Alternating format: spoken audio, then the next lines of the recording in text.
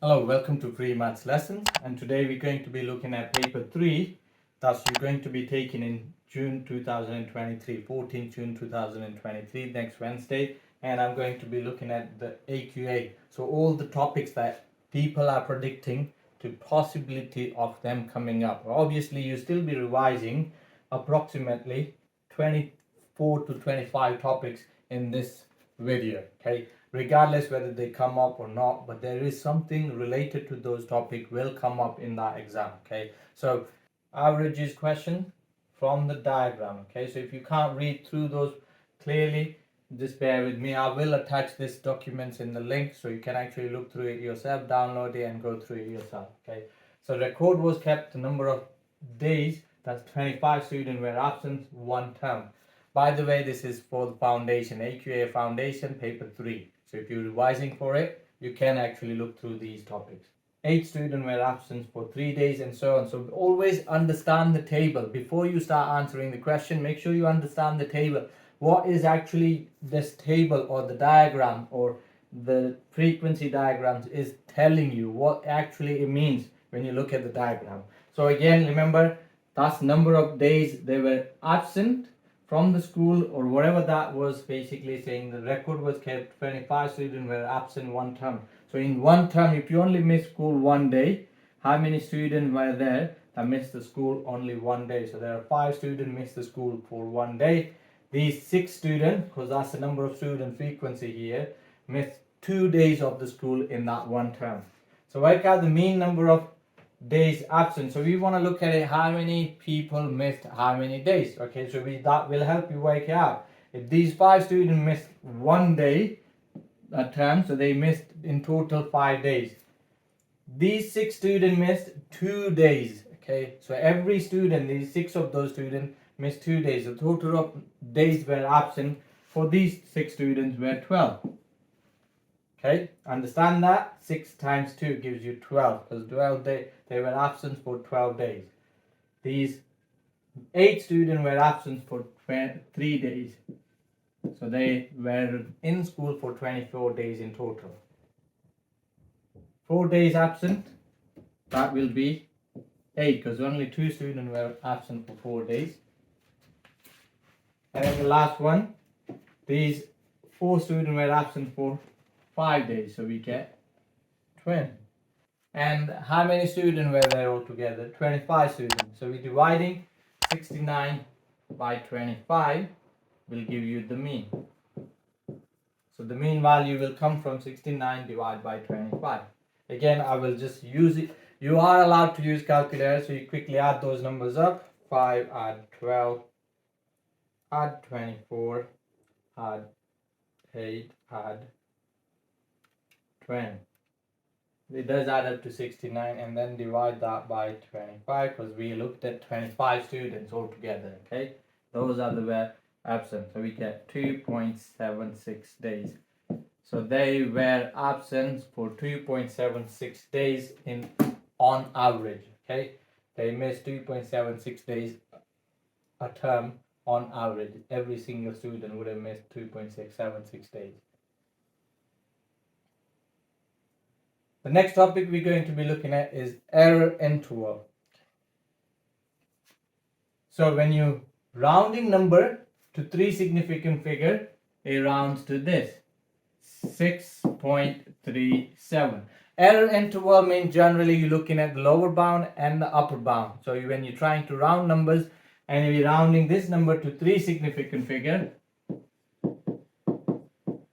okay, this number is rounded at 3 significant figure. So we're trying to look at the lower bound and the upper bound. What is the biggest possible number that rounds to 6.37, and what is the smallest possible number that rounds to 6.37? That's what we're looking for. So if you ever have to do that, we always look for the neighbor or the competition. Okay, so we're looking at the next number after 6.37. That would be 6.38, and that's the 3 significant figure. Okay, and then the number before that at 3 significant figure would be 6.36. Now, if you want to look at it, okay, what number rounds to 6.37? So these number between these two lines, all of those numbers will round to 6.37. So what's halfway between these two? 6.365.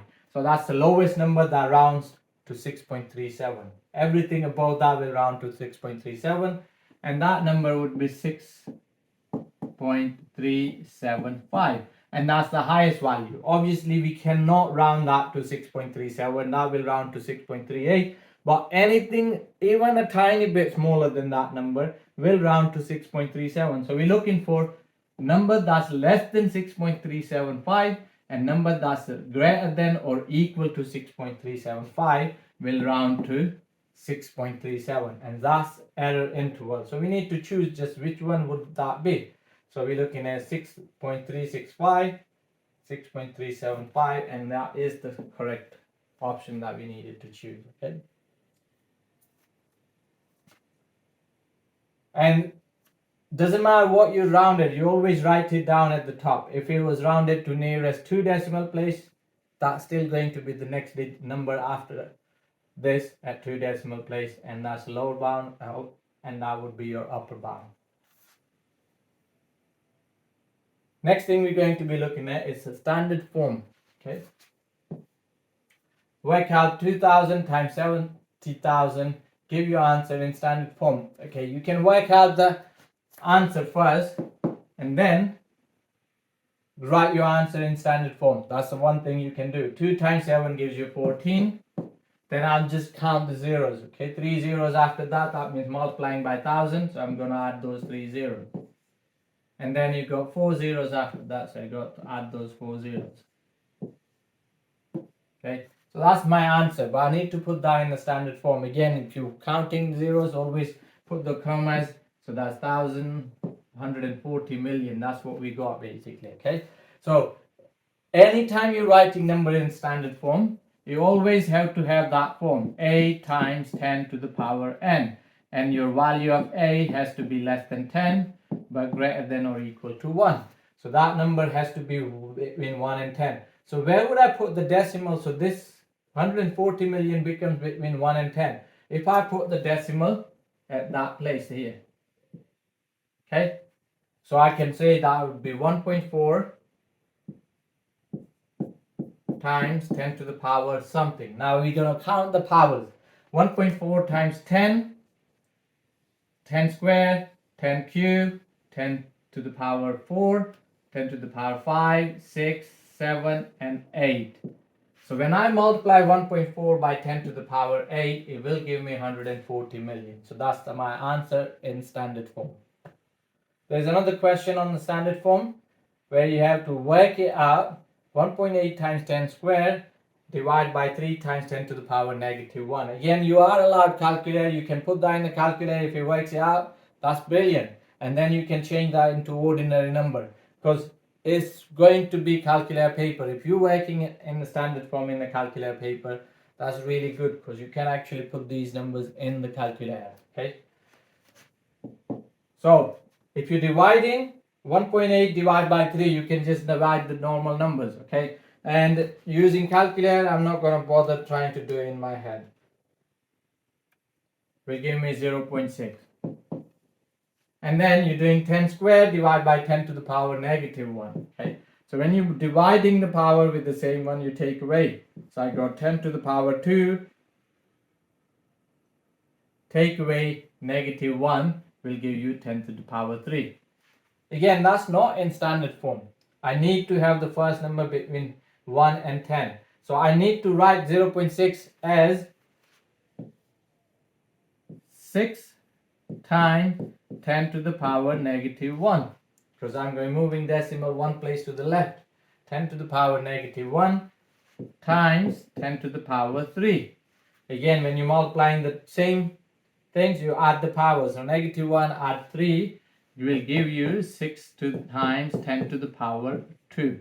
And that would be the answer to this one. Again, trying to put that in the calculator and see if you get that answer. Okay, but again, that's not ordinary number, that's the standard form. So I actually didn't really need to do that. If I do 0.6 times 10 to the power 3, I'm moving decimal 1, 2, and 3. Remember, it's 0.6, so I need to put those zeros in there. Okay, 6 times 10 squared will give you 600, and that's your ordinary number, 600. Sorry, didn't really have to do that. The next topic on here is solving linear inequalities. When you're solving linear equation or inequalities, you're looking at exactly the same thing. You have to do this, nothing different, doing the same thing on both sides of the inequality sign. If that was an equal sign, you do the same thing on both sides of the equal sign. Okay, exactly the same method if you're even changing the subject. So that's another topic that you have to revise: solving inequality, solving equation, and changing the subjects, rearranging formula. So they all comes under that same umbrella. Okay, so I got 5x plus 6 is greater than 3x plus 15. Now left hand side has to be bigger than the right hand side. What value of x will give me this left hand side always bigger than the right hand side? And it's doing exactly the same thing like you were to solve equations. Take away 3x from both sides, because you got x is on both sides, so you need to get rid of it from the one side. So we're going to get rid of it from here, saying 3x add 15, take away 3x gives you just 15. Always work downwards, okay, when you're solving inequality, equation, or rearranging formulas. The inequality sign will remain same. If I took away 3x from the right hand side, I need to take away 3x from this side. So 5x add 6, take away 3x will give you 2x, add 6. Now I need to get x by itself, so get rid of that 6 by taking away 6. And I'm doing it on both sides of the equal sign. Inequality sign, sorry. So 2x, 6 and take away 6 gives you 0. Okay? And 15 take away 6 gives you 9. 2 times something is greater than 9. So we're just going to divide both sides by 2. So that will give you x greater than 9 over 2. Again, it's a calculator paper. You can put that in the calculator. 9 divided by 2 is 4.5. So as long as the x is bigger than 4.5, this side always going to be bigger than that side. That's all you need to say. Okay?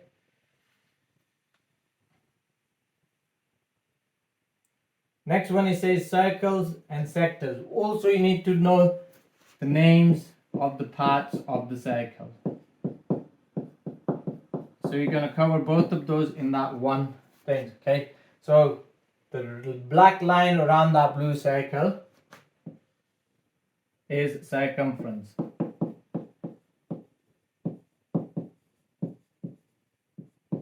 Okay, that's that circumference, the round part. Center, that dot is in the middle. Center of the circle is the center, and if you join the center to the circumference, that would be radius. Okay, and if you go all the way through, then that's the diameter.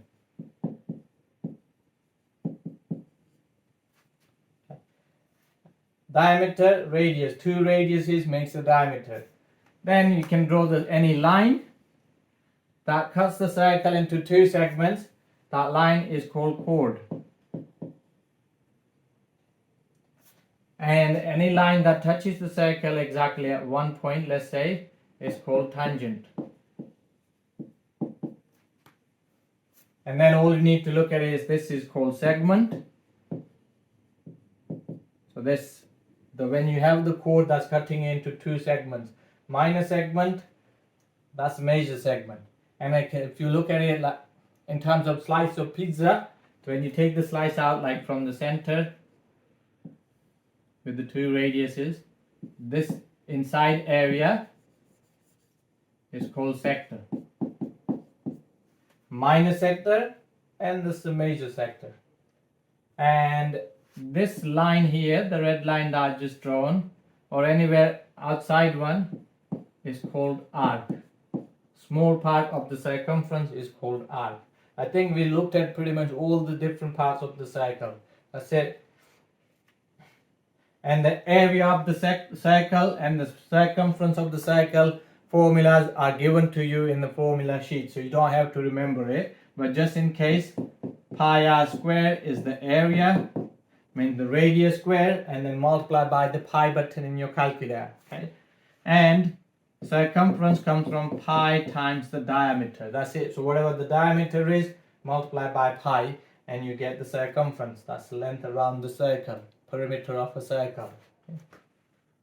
So here's a question where you have to look at it saying, okay, work out the shaded area, or where it's saying 2 identical quarter of the circle cut from the rectangle. So you can see they all meet here. So if they are quarter of the circle, and they're facing away from each other. So we know this length here is going to be 6, that length is 6. So the radius of the circle that we're looking for is 6. So that's 6 as well. So you first work out the area of the rectangle, that's 6 base and the height 12. So we're saying the area of the rectangle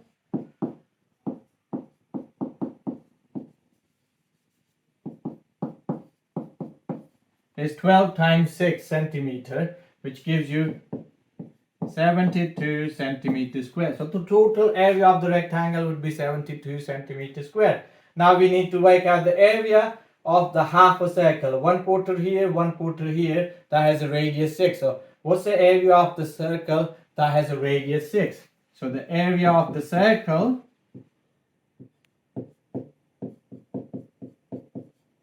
is going to be pi times radius, which is 6 squared. Pi times radius square, 6 squared, which gives me 36 pi centimeters squared. I can always leave my answer in pi form. This is the exact answer. I don't have to round it. And if I wanted a half of the circle, that would be 18 pi. That's a half of the circle. 9 pi here, 9 pi there. Okay. You can always write your answers in the diagram, and now you probably get max, but always show you working out. So 18 pi centimeters squared for the half of the circle, okay? Which is 18 pi centimeters squared. So all I need to do is do 72 take away 18 pi. Again, I can put that in the calculator, so I don't have to round anything in. 72 take away 18, find pi in here, pi, which gives me 15.45 at 2 decimal places. So 72 take away 18 pi, which is 15.45 centimeters squared. And that's my answer. So again, we looked at the area of the few different shapes in here. Okay, that's part of the revision as well. You will be asked to do the area of different shapes. Triangle especially, trapezium that's given to you in the formula sheets, okay, parallelogram, kite, rhombus, all of those shapes you should be able to work out the area of the different shapes. So here another one that you'll have to revise. This is all foundation topics. It's trigonometry, SOHCAHTOA. So you remember that word, SOHCAHTOA. If you know it's a right angle triangle, if you're working with the angle, then it's going to be trigonometry. If there is no angle and you know 2 of the sides, then it's the Pythagoras theorem. That's what we need to remember here, okay? And the trigonometry, you can always just write that down. SOHCAHTOA. If it's a right angle triangle, these are the 2 things you can do. You can use SOHCAHTOA trigonometry, or you can use Pythagoras. As soon as the angle is involved, you know you have to do the SOHCAHTOA. That's how you identify it. So have a look at this question here. Use trigonometry to work out angle x. So that's side x, that's what we want to work out, okay? So we need to decide which ratio are we going to be using. And to do that, we need to label this triangle, and that's the most important part. Remember, if I'm opening my hand just a 10 degrees, so look at the gap between my hands right now, these fingers, okay? That's going to be really small. If I open it to 30 degrees, the gap gets bigger.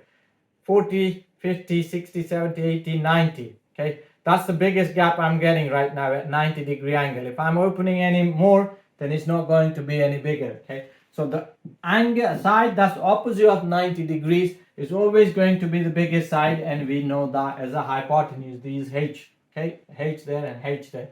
So we're going to be either using SO or chi. But then we need to work out what that x is.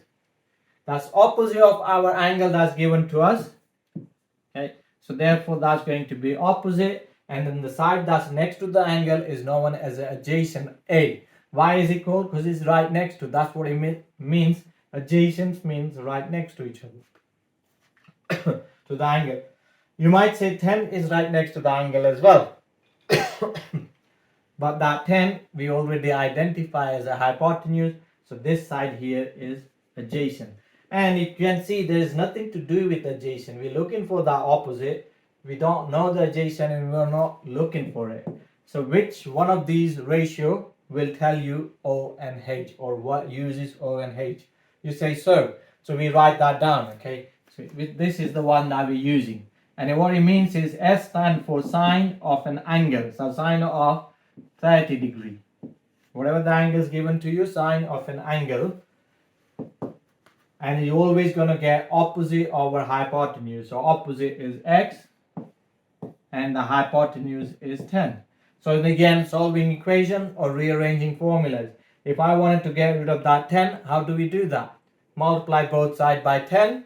So we get 10 times sine 30 gives you x. Again, if it's a calculator paper, you can put that in really in the calculator, straightforward. I know the value of sine 30, which is half. So 10 times half will give me 5, which is equal to x. And that's my answer. Okay, you can put that in the calculator and make sure your calculator shows degree on the top of that calculator display. Working alone, it takes 4 hours to paint the area. That's 12 meters square. Again, this probably be inverse proportion. If someone's working by themselves, it takes 4 hours to complete 12 meters square of the painting. Okay, so if 2 people are working on it, they can do it in 2 hours, because they both start from either end and they always meet in the middle. They can half the time. Kevin and Steve are going to paint 24 meters squares. Kevin says, working together at the same rate, it will take us 8 hours, because 24 hours times 2 is 12. 24 is 2 times 12 hours. Okay, is he correct? Tick the box. Okay. So you can see that Kev will cover 12 meters square in 4 hours, and Steve would cover 12 meters square in 4 hours. So in 4 hours, both of them together will cover 24 meters square. So the statement here is incorrect, and we have given the reasons. You can actually put that down in the explanation and work with it. And that was inverse proportions. The questions regarding inverse proportion. Okay. The next things we're going to be looking at is approximation. Means estimating. Okay. If you're looking to estimate something, then we always round all the numbers involved at one significant figure. Okay, we round it to one significant figure and then work with it, unless they state it otherwise. Okay, if they tell you something else that you need to round it to nearest 10, then you do that. Okay, so if by rounding each number to nearest 10, show that the answer is incorrect. So here's the answer that we got is 37.65, and we need to show that this is incorrect by rounding each one of these numbers to nearest 10, and that's what we're going to be looking to do. Round each one of these numbers to nearest 10, so that'll get you 1 mark. Generally these questions are 3 mark in GCSE Foundation. Okay, so that would be 30 plus 80 plus divide by 10. So 30 and 80, when you add them together, that gives you 110, and then divided by 10 will give you 11. So that answer is very off compared to what we estimated when by rounding it to nearest 10. If it was 11.65, then we would have said yes, or 10.65, then we would have said yes, this is fine. But this is way off compared to what we got there. Okay, and that's what we needed to show. Use of calculator. Now again, make sure you try and just use the calculator, use the brackets if you need to, press equal sign and then keep that as an answer, do the dividing of the answer. So you should be comfortable using your calculator in different way. You should be able to use the powers, fraction bracket, mixed numbers, all of those should be able to comfortable, even sine, cos and tan. So just play around with your calculator. You can get at least 10 marks in each paper by just using calculator. Okay, so let's try and put these numbers in the calculator. What do I get? 9.75 cube. Then I'm dividing just that number. So I'm just going to press equal and then press divide by 1 point. So you will have answer divide by 1.875. And then I press equal again. That'll give me whatever that first term is. Then all I'm doing is plus 6.4 square, 6.4 all square. Okay. So I get 535.285. And that's it. Hopefully you would have got the same answer. So give your answer as a decimal, which we did, and write down your full calculator display. So my full calculator display is that right now. Okay. Other topics that we're going to be looking at, changing the subjects. Now it's exactly the same thing, or it would be along with this solving linear inequalities or solving linear equations. So changing the subjects would be the very similar things that we need to look at.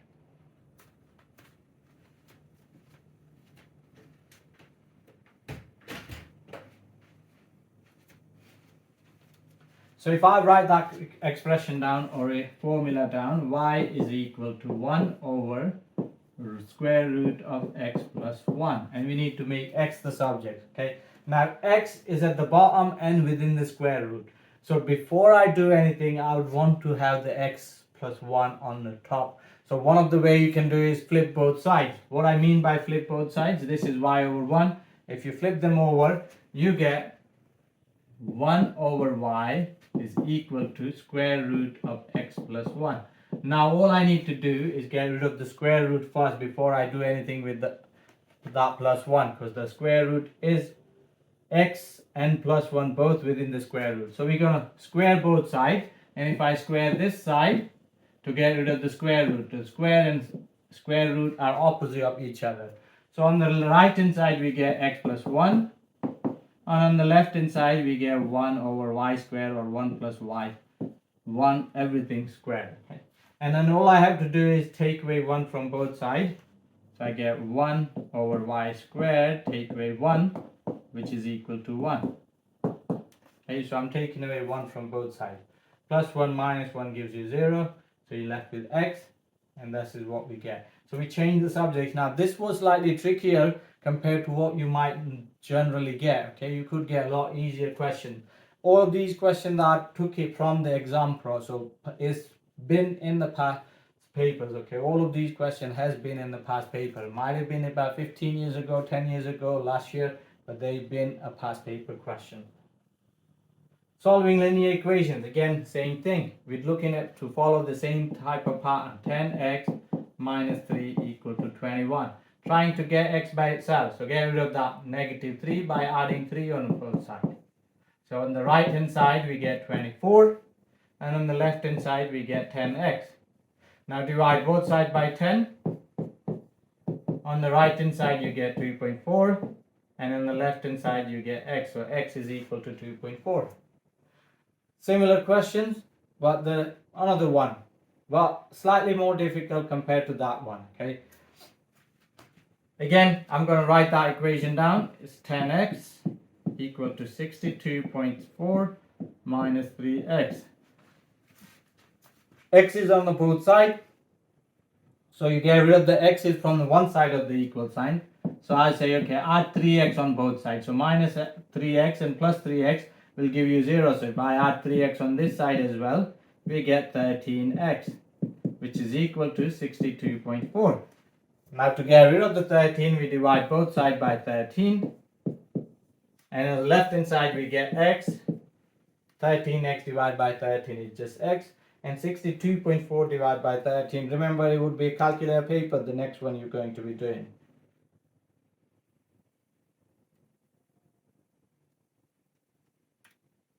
Which gives me 4.8. And that would be your answer. So again, solving equation and changing the subject, similar things, or solving inequalities, doing same thing on both sides of the equal sign.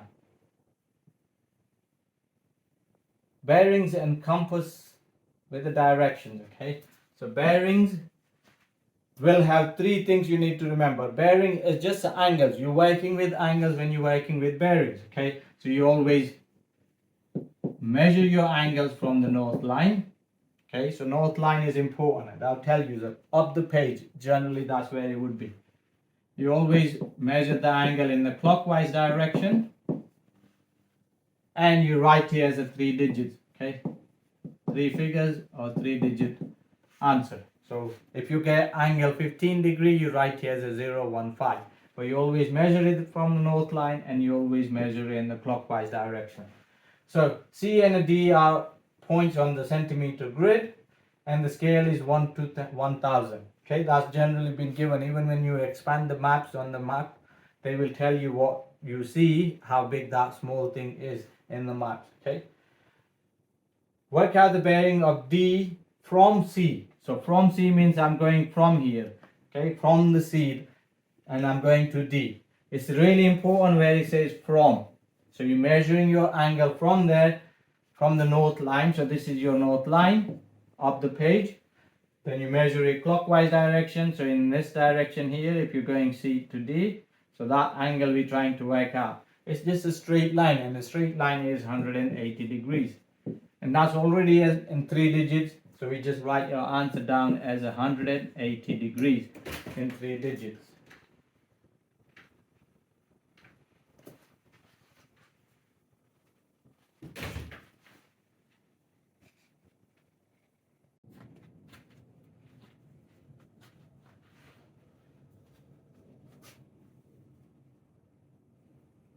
So you work out the actual distance in meters from D to C. So again, it's given to you in centimeter grid. That's what they're telling you, okay? So we're using each gap, each square is centimeter by centimeter. So C to D, there are 1 centimeter, 2 centimeter, and 3 centimeter. And square is 1 to 1000. So every 1 centimeter represents 1000 centimeter in real life. So we're saying it's 3 centimeter, which is equal to 3000 centimeter. Okay, so in the real life it would be 3000 centimeter. If they ask you to write in kilometers or meters, you change it. So if they ask you to write in meters, then you say divide by 100. So this is same as 30 meter. And if they want you to write in kilometers, then you divide that by 1000. So it's 0.03 kilometers. In kilometers, but that's actual distance is from D to C, 30 meter or 0.03 kilometers. Other questions on angles. What is the angle of turn clockwise from the southwest to east? So remember, what is the angle of turn clockwise from southwest to east? Never eat shredded wheat. So southwest, which is this one here, that's southwest, to east in the clockwise direction. So that's 45 degree plus that 180 degrees. So we go 180 plus 45 will give you 5, 2, and 1. So 225 degrees from southwest to east. And that should be an option here, and I'll get you marked. So again, so do with bearings and the directions. Pythagoras theorem. It's another one that we need to be able to look at it. Again, Pythagoras theorem is really straightforward, okay? You know what's your biggest side, hypotenuse, is this one. So if you're looking for the biggest side, then you square that first, okay? And then add the square of those numbers. So square, add them, and square root it. That gives you that biggest side. If you're looking for one of the smaller sides, if the hypotenuse is already there, then you're looking for one of the smaller side, then you square, take away, and then square root. So we square both 15 square and then the 7 square. Okay. Again, you can do that in the calculator. You don't have to remember anything. I get 225. Add 49. Which gives you 274. So we did the square, we added them, and now all you need to do is square root that answer, okay?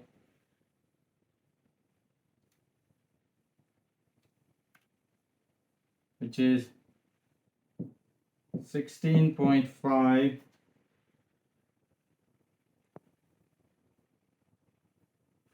at 2 decimal places. And that's what we've been asked to work out, saying this angle here is 90 degree, then work out the length of AB. We're looking for hypotenuse in this one. Pie charts. The key thing about the pie charts, you always have to work out the degrees per person. And if that's the only thing you want to remember, then you can. Obviously, there are times where it's easier to work other way around, okay? Per person or per item, whatever that is. That's what we're always trying to work out, okay? So one thing we know, there are 360 degrees in total. We can work with that, but in this case, the question is slightly different. The pie chart shows the information about the people at the theme park. There are 65 degrees for women, 35 degrees for men. There were 450 more women than men, okay? So look at the gap between the women and men in terms of how big the sectors are. 65 degree, 35 degree. So women's sector is 30 degree bigger than the men's sector. So that 30 degree bigger represents 450 more women. Okay, that 30 degree represents 450. So if I know 30 degree represent 450, what's the degrees per person going to be? Or in other words, if you're saying how many people 1 degree represents, so you can work it out either way around. Sometimes it's easier, so it's easier to work it that way around, okay? Saying 1 degree represents, because I'm dividing by 30 to get from 30 to 1, so I divide that side by 30 as well. So you get the 15. 1 degree represents 15 people. Okay, if you put that in a calculator, you should be able to work that out as well. So work out the number of children. So we know 1 degree represents 15 people, regardless whether they're men or women. Doesn't matter what that is. Okay. In the pie charts, every single thing should represent same thing. So we need to work out how many degrees are there for children. So that adds up to 100. So the children's would be 260 degrees. So if I need to work out the number of people for 260 degrees, so those are the children in here, okay? So I'm multiplying by 260. So I'm multiplying 15 by 260 as well. So 15 times 260 will tell me how many children there are.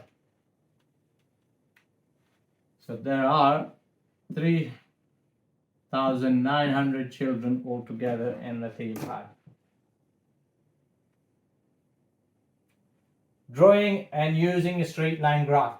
Now you can use multiple ways to draw the straight line graph. So all the papers that I've seen so far, okay, majority of the questions will be asking you to complete the table and then use the values to draw the graph in your question. Okay, so this complete the table for y equal to 3x minus 1. So I generally tell you always start with the positive, and if you're not sure, look for the pattern. Okay, they are like sequences. Okay, so third term is 8. One before that would be the same gap, it's linear sequences, linear graph. It would have the same jump as long as these numbers are going up in the right order. So you can work out what's happening here. Minus 1 to 3, 2. You're adding 3. So that's one of the way you can pick it up if you wanted to. Or so 2 add 3 gives you 5. 5 add 3 gives you 8. So it's just continuous. Negative 10 add 3 gives you negative 7. Negative 7 add 3 gives you negative 4. So that's one way of completing that. Another way, you substitute x value in there. So when you substitute x equal to 2, we get y equal to 3 times 2. So is that 3 you multiplying, okay, and then taking away 1. So 3 times 2 is 6, take away 1 gives you 5. And the same thing, when I substitute x equal to negative 2, I get 3 times negative 2 is negative 6. Take away 1 gives you negative 7. So once you get the table completed, all I have to do is put those values in here. And that should be enough to get you the straight line, okay? And that will give you another 2 marks. That's 2 marks there and 2 marks for putting the values in. So I've obviously cut that graph out. So I'm going to start from this, -1 and -4, so which is this one here. And then we got 0 and -1, so that's 0 there, -1's here. Okay, and then we got 1 and 2, so 1 across 2 up. Then 2 and 5, so 2 across 5 up. Then 3 and 8, so 3 across 8 up. So you can see they are in the same straight line. You grab a ruler and it draws a straight line through those points, okay? And that would be a straight line graph. Another way they could ask you the straight line graphic questions, saying y is equal to 5x minus 4 is the equation of the straight line. Write down the gradient of that line. So any straight line will have that equation, y equal to mx plus c. Coefficient of x is the gradient. So what's the number in front of the x, which is the gradient? So gradient in this case is 5.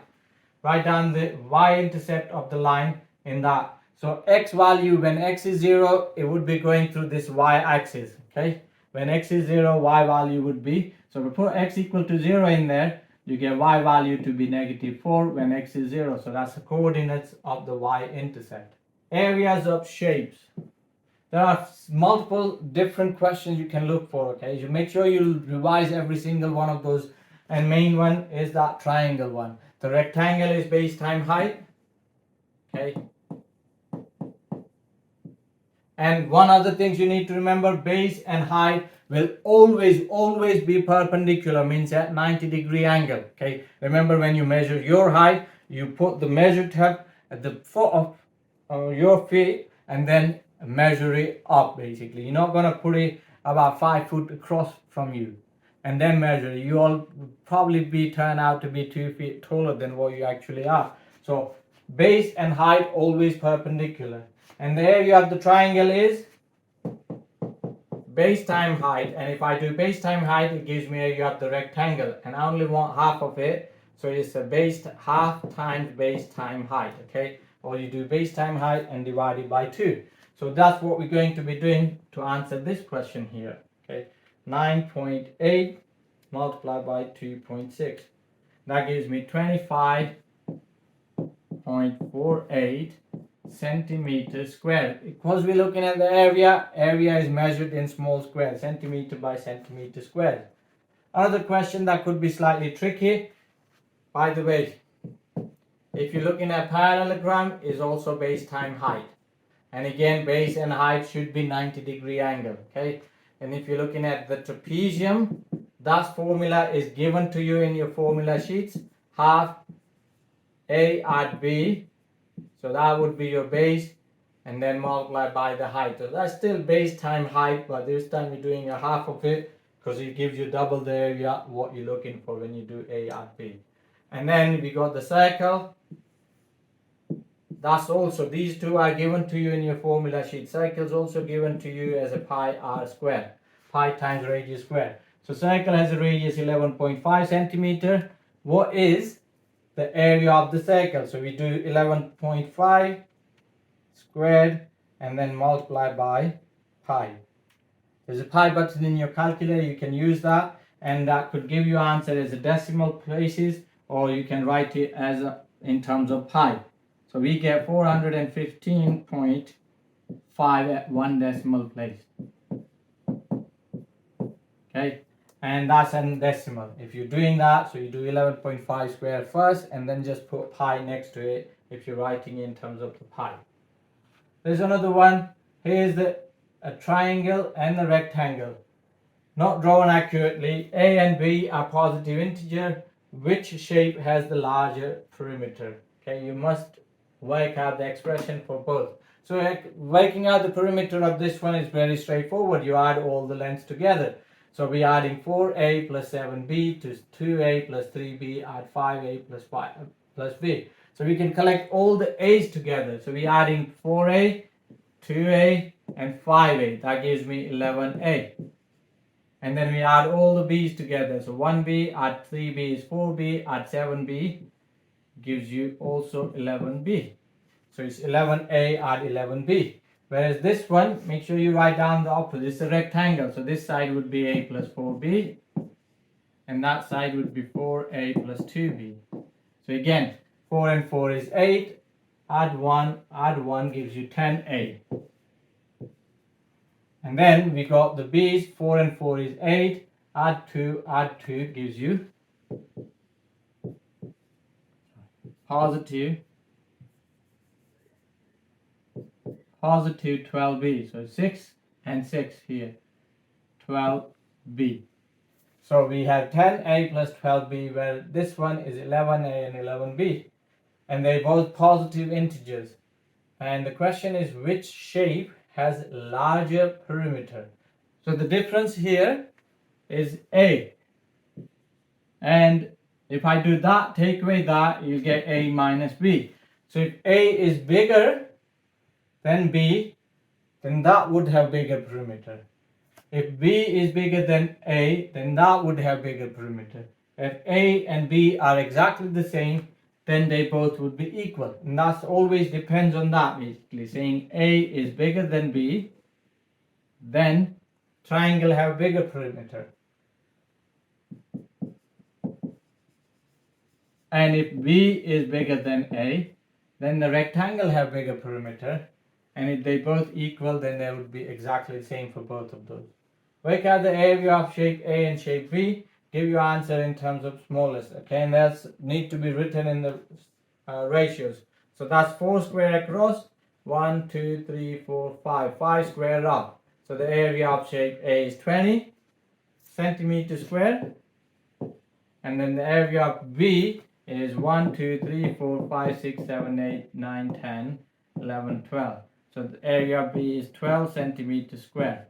And we need to write the area of shape A to the area of shape B in the ratio. So we're doing 20 to 12. And it does say you need to write it in simplest form. So read the entire question carefully. So we divide both sides by 4.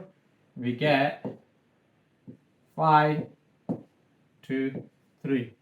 That's the simplest form that we can get from the area of shape A to area of shape B. Sequences is another topic that you need to know. Okay, so nth term of the sequence is 19 minus 4n. What is the smallest value of n that gives you the negative term? So we're looking for the negative term that smallest value of n will give you. Okay, so let's start with 2. 19 minus 8 gives you positive number. Okay, so let's look at 3. The smallest value that will go over 19. 4 times what go over 19? That's the first nth term that will give you the negative value. Okay, so 4 times 5 will give you 20. So 19 take away 20 will get you into the negative term. So what is the smallest value of n that gives you negative term? So when n is equal to 5, it will give you negative term. So the smallest value of the n would be 5. Okay, you can try put it down. Say 19 minus 4 times 5 will take you to negative 1. But if you did 4, then you would have had 19 minus 4 times 4, which gives you positive 3. So that's why the smallest value of n has to be 5, which gives you negative 1. Another question says sequence of the pattern is made using the horizontal sticks and the vertical sticks. You can see you're adding 3 sticks every time. 1, 2, and 3. 1, 2, and 3. So table shows the number of horizontal sticks and the vertical sticks in each pattern. So we can say pattern number is are your ends. So this one's going up in 2s, that one's going up in 1s. So you're adding in 1 vertical sticks every single time. What fraction of the total number of sticks in the pattern n are horizontal? Okay, so horizontal sticks is going up in 2s. It's like a 2 times table in pattern n. So I need to work out the nth term formula for this one, which is 2, 4, and 6. So I'm adding 2 every time. So my nth term formula would be 2n. And 2n would be 2 times table, which is that. We don't need to add anything to get into 2, 4, and 6. It's already going to be in 2, 4, and 6. So that's your nth term formula for that sequence. Probability is still important, big chapter. There are quite a few things that you probably need to look at it. So I just picked up one question that I think is easy enough for you to understand, and you can use that. Here's the probability of each score. Dice is thrown 200 times. Work out the expected number of times the score will be odd. Right, so what we're doing is adding all the probabilities of the odd numbers. Okay, so 1 is 0.25, 3 is 0.15, so that's 0.4. Add 5, which is 0.3, so that gives you 0.7. So probability of getting odd is 0.7. We added all three numbers together. So expected value of odd number would be probability of odd multiplied by the number of times the experiment happens, which is 200 times. Okay, so expected value of the odd number going to be probability of odd times 200. So all you're doing is 0.7 times 200.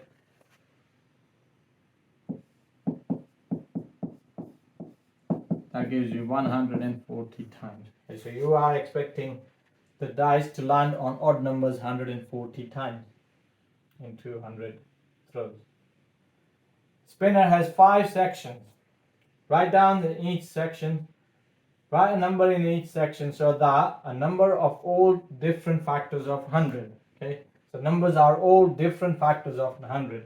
So we're looking at factors of 100. So 1 and 100, 2 and 50, 3 doesn't go, 4 and 25, 5 and 20, 6, if 3 doesn't go, that means 6, 9, 12, none of those will go. Okay, so 7 doesn't go, 8 goes, no, 8 doesn't go, 9 doesn't go, 10 goes 10 times. So these are the factors of 100. Obviously I'm not going to be writing 10 twice.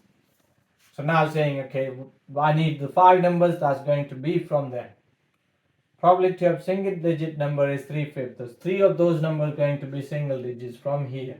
1, 2, 4 or 5. 3 of those numbers out of 5 going to be those. Okay, sorry, multiple of 25. I didn't read that right. Okay, so one of the number has to be multiple of 25. So it's either 25, 50 or 100. So you're going to write down that one of the number is a 25,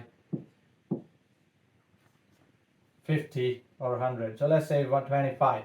And then the other one has to be 10 or 20 to be in there. Okay, so it's 3 digits are single digits, and then 1 factors of 25, multiple of 25, and that's about it for these are the topics that I think are more likely to come up again. They could literally ask you any other question. So good luck with the exams on Wednesday, and if you have again any question, please don't hesitate to ask it in the comments. I will try and get back to you guys as soon as possible. Thank you, and if you like it, share it with others, and like the videos anyway, and subscribe if you want to see more of those videos